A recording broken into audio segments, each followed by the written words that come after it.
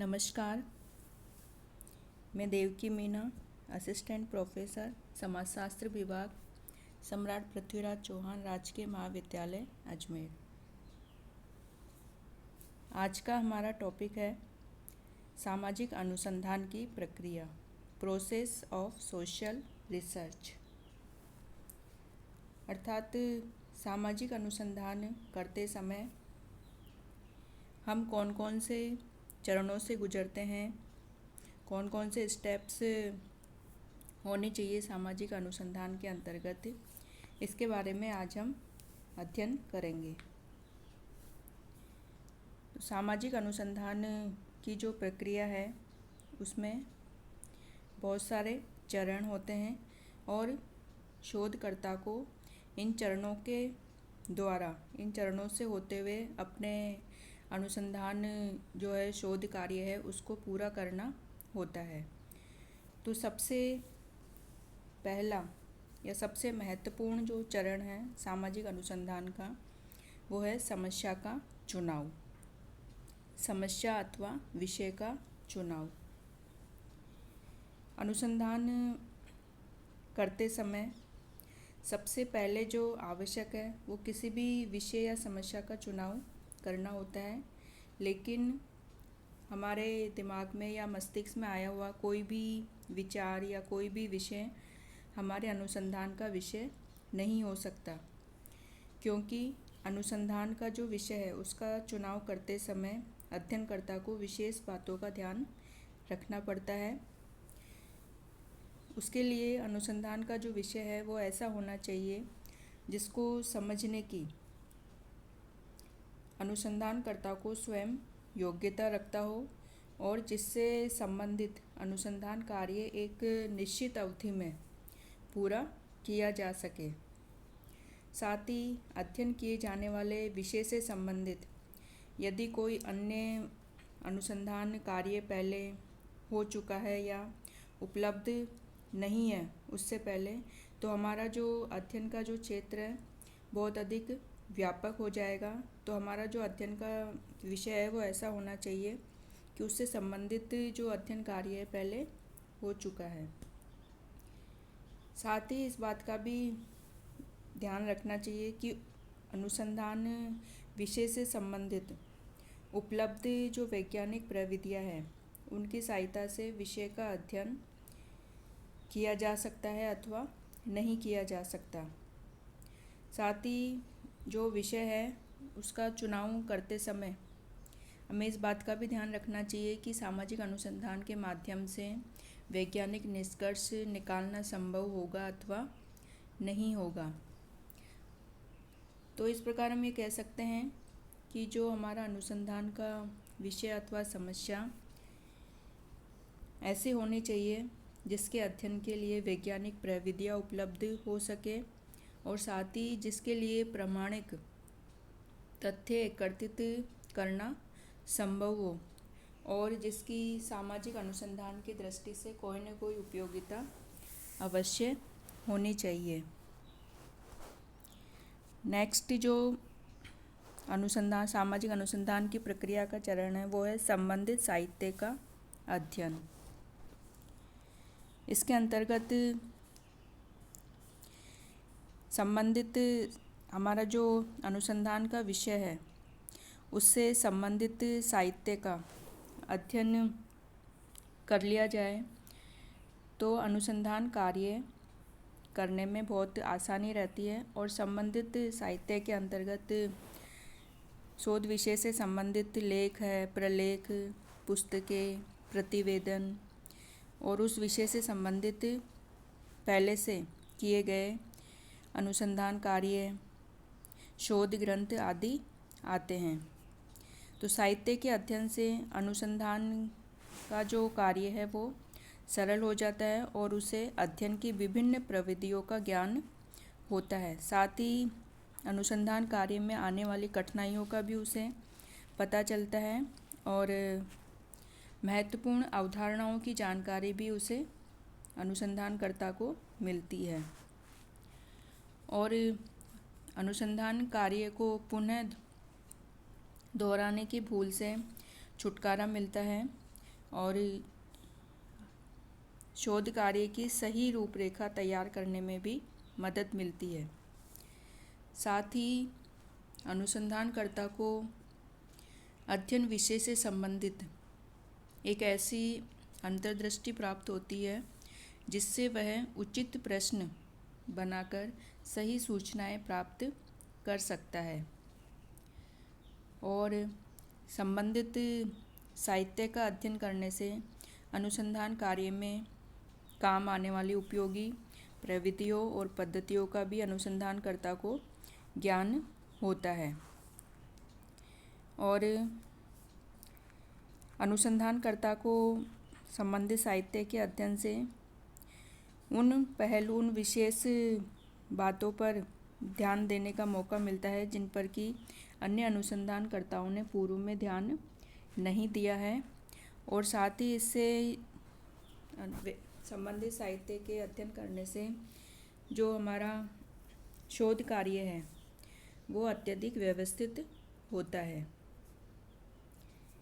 Next है इकाइयों का निर्धारण। सामाजिक अनुसंधान के अंतर्गत संबंधित इकाइयों का निर्धारण और साथ ही उन इकाइयों को स्पष्टतः सही रूप से परिभाषित करना आवश्यक है और इकाइयों का निर्धारण करते समय इन बातों का भी ध्यान रखा जाना चाहिए कि जो इकाइयाँ हैं जो अध्ययन उद्देश्य से संबंधित होनी चाहिए, साथ ही संपूर्ण जो समग्र है उससे एक रूपता रखने वाली होनी चाहिए। अध्ययन की जो इकाई है वो सरल भी हो सकती है और जटिल भी हो सकती है, लेकिन आवश्यक यह है, महत्वपूर्ण बात यह है कि जिन इकाइयों का उपयोग अध्ययन के लिए अनुसंधान कार्य के अंतर्गत किया जा रहा है उनको सही रूप से परिभाषित करना आवश्यक है। यदि उन्हें सही रूप से परिभाषित नहीं किया जाएगा तो जो अलग अलग अनुसंधान करता है या सूचना दाता है तो इनका अलग अलग अर्थ अपने अपने हिसाब से अलग अलग अर्थ लगाकर इनको अलग अलग रूप में समझते हैं, जिससे कि सूचना दाता अलग अलग प्रकार की अपने हिसाब से अलग अलग सूचनाएं देंगे जो कि अनुसंधानकर्ता में सहायक होने के बजाय बाधा उपस्थित करती है।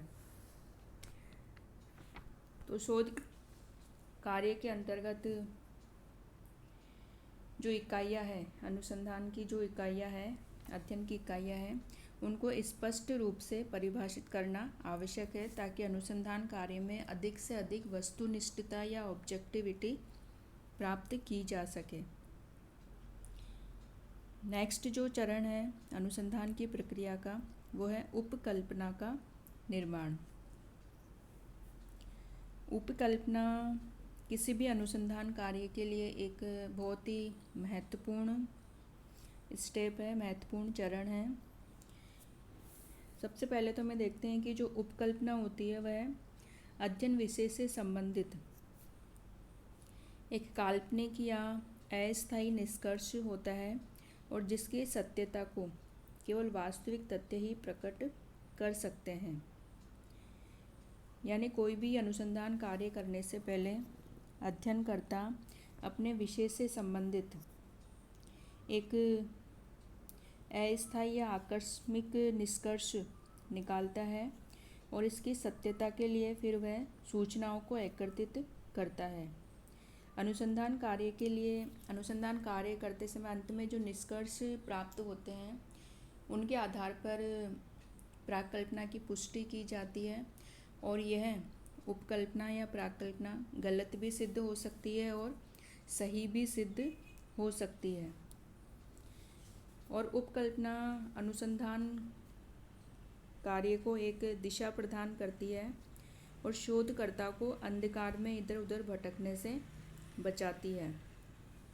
अर्थात जो अनुसंधानकर्ता को उपकल्पना उसके कार्य को एक सरल बनाती है और साथ ही उसे एक दिशाहीन होने पर, उसके अध्ययन के दिशाहीन होने पर अंकुश लगाती है।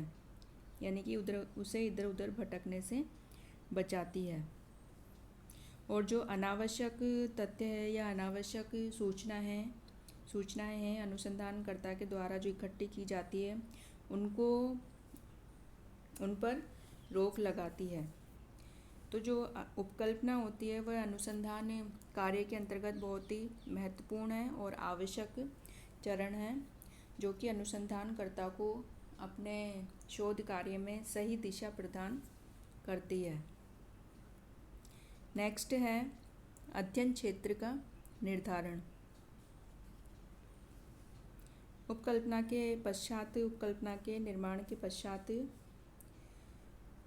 अध्ययन क्षेत्र अथवा अध्ययन का जो क्षेत्र है, स्कोप है, उसे निर्धारित किया जाता है।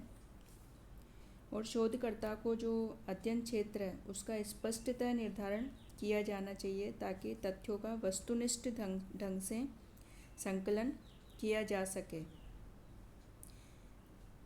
शोध कार्य के अध्ययन क्षेत्र के निर्धारण का तात्पर्य यही है कि शोध कार्य प्रारंभ करने से पूर्व अनुसंधानकर्ता अपने अध्ययन क्षेत्र की सीमाएं, भौगोलिक सीमाएं और जनसंख्यात्मक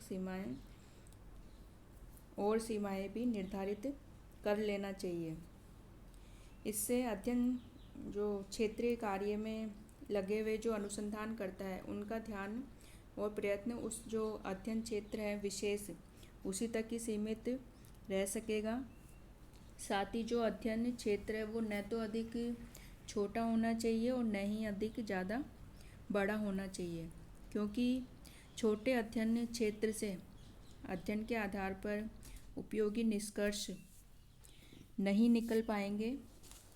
और यदि अध्ययन क्षेत्र ज़्यादा अत्यधिक बड़ा होता है तो भी अनुसंधान कार्य निश्चित समय पर पूर्ण नहीं हो पाएगा। नेक्स्ट है सूचनादाताओं का चुनाव। अनुसंधान कार्य के अंतर्गत अध्ययन क्षेत्र की जो सभी इकाइयाँ हैं उनसे संपर्क कर तथ्यों को एकत्रित करना बहुत ही कठिन कार्य होता है। तो अनुसंधान कार्य के अंतर्गत सूचनादाताओं का चुनाव करते समय 2 विधियाँ अपनाई जाती है। पहली विधि है इसमें सेंसस मेथड या संगणना विधि। इसके अंतर्गत अध्ययन क्षेत्र की जो सभी इकाइयाँ होती है उनसे संपर्क करके सूचनाएं एकत्रित की जाती है और ये विधि वहीं पे उपयोगी होती है जहाँ पे जो अध्ययन क्षेत्र है काफ़ी सीमित होता है, क्योंकि ऐसी विधि में हमारा समय, मेहनत और धन और जो साधन है वो अधिक लगते हैं। अध्ययन की जो सूचनादाताओं के चुनाव की जो दूसरी विधि है वह है सैम्पलिंग मेथड या निदर्शन विधि। इस विधि के अंतर्गत जो समग्र हमारा अध्ययन क्षेत्र है उसका प्रतिनिधित्व करने वाली कुछ इकाइयों का चुनाव कर लिया जाता है और इन इकाइयों का चुनाव अनुसंधानकर्ता के द्वारा मनमाने ढंग से नहीं किया जाता, बल्कि जो निदर्शन की निश्चित प्रविधियों को काम में लेते हुए साथ ही वस्तुनिष्ठ रूप से इन सूचनादाताओं का चुनाव किया जाता है। और ये इकाइयाँ समग्र का प्रतिनिधित्व करती है, अर्थात इन इकाइयों के द्वारा या इन सूचनादाताओं के द्वारा जो भी सूचनाएं प्राप्त होंगी उनके आधार पर जो निष्कर्ष निकाले जाएंगे, ये निष्कर्ष पूरे जो हमारा अध्ययन क्षेत्र जो हमने चुनाव किया है उन सभी के ऊपर लागू होता है। तो निदर्शन के रूप में जो सामान्यतः 10% या 20% और अध्ययन क्षेत्र के सीमित होने पर इससे भी अधिक इकाइयों का चुनाव किया जा सकता है। नेक्स्ट जो चरण है अनुसंधान की प्रक्रिया के, ये हम नेक्स्ट क्लास में करेंगे। तो आज हमने जो चरण अनुसंधान की प्रक्रिया के उनके बारे में जानकारी प्राप्त की वो है सबसे पहले समस्या का चुनाव, संबंधित साहित्य का अध्ययन, इकाइयों का निर्धारण, फिर उपकल्पना का निर्माण, अध्ययन क्षेत्र का निर्धारण और सूचनादाताओं का चुनाव।